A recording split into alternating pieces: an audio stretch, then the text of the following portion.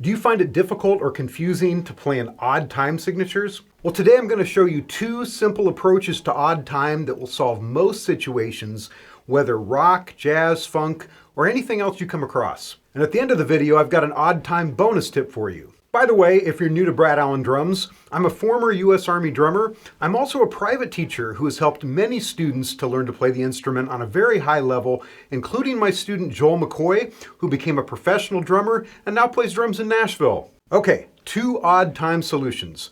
Number one, compare odd time beats to common 4/4 beats that you're already familiar with. For instance, let's first consider the following basic rock beat in 4/4 time.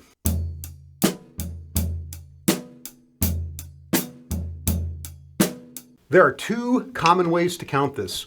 We can count all the eighth notes like this.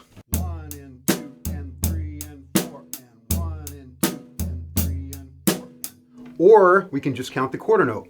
1, 2, 3, 4. 1, 2, 3, 4. Depending on the tempo, it's probably easier to just count the quarter note, but either will work. Now let's add one quarter note to this beat and create a 5/4 rock beat. We'll keep playing eighth notes with our right hand and we'll throw in an extra bass drum on count 5.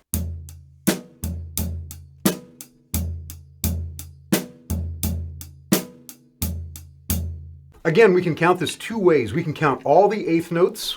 1 and 2 and 3 and 4 and 5 and 1 and 2 and 3 and 4 and 5 and. Or we can just count the quarter notes out loud rather than counting all the eighth notes. 1, 2, 3, 4, 5. 1, 2, 3, 4, 5, 1. Practice both ways, then decide which works better for you. By the way, if you're enjoying these videos, please click those like and subscribe buttons. That really helps me to grow this channel. Thank you in advance.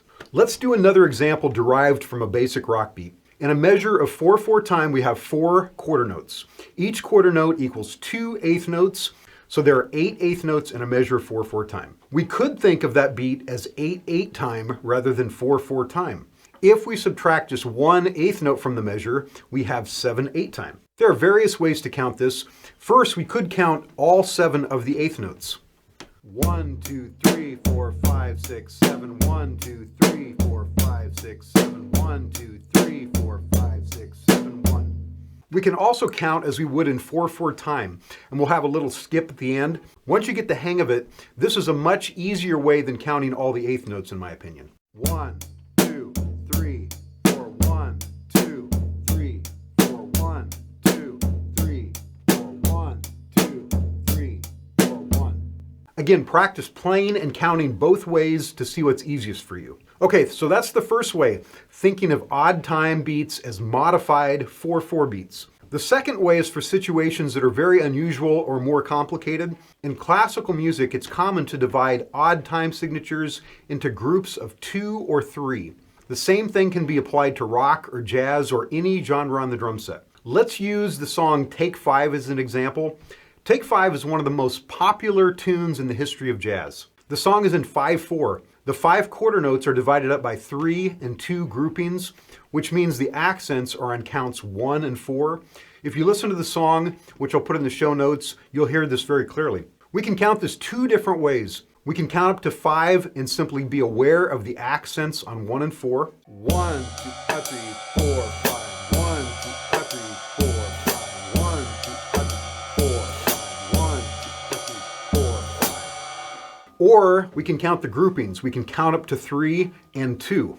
1, 2, 3, 1, 2. 1, 2, 3, 1, 2. 1, 2, 3, 1, 2. 1, 2, 3, 1, 2.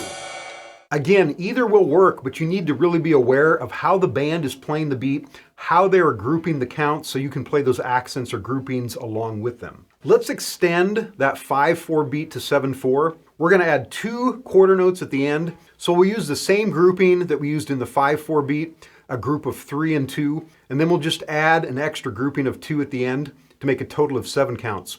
If we count the groupings as we play it, it'll sound like this. 1, 2, 3, 1, 2, 1, 2, 1, 2, 3, 1, 2, 1, 2, 1, 2, 3, 1, 2, 1, 2, 1, 2, 3, 1, 2, 1, 2.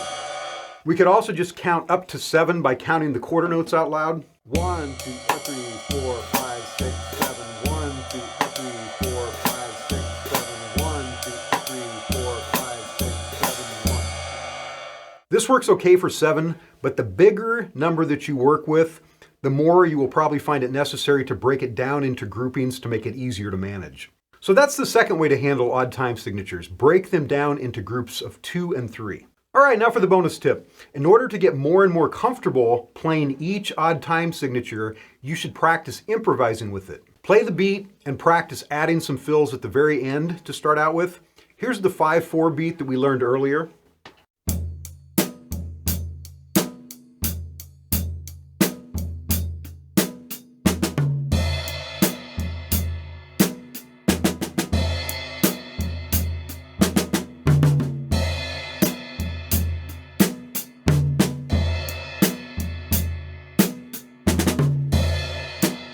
When you first start practicing something unusual like this, you'll have to really concentrate on the way you're counting it. It's good to count out loud. Once you get more and more comfortable, you'll find less and less need to think about how you're counting it. And this is true for every odd time signature that you learn. As a thank you for watching today, I have a gift for you. I've got a list of 10 beats with notation that all drummers should know for you to download absolutely free. I've also got an exclusive video demonstrating all the beats, again, all free. Just follow the link in the video or in the comments below. Please comment below and tell me a song that you like that uses odd time. One of my personal favorites is Tom Sawyer by Rush. What song comes to mind for you? Or if you want to just comment helpful, that would also be really awesome. Be sure to subscribe to my channel for new drum lessons every week. Thank you for watching, and I have another video on 6 ways of creating funk beats that I know will also really help you. Please watch that next, and I'll see you next time.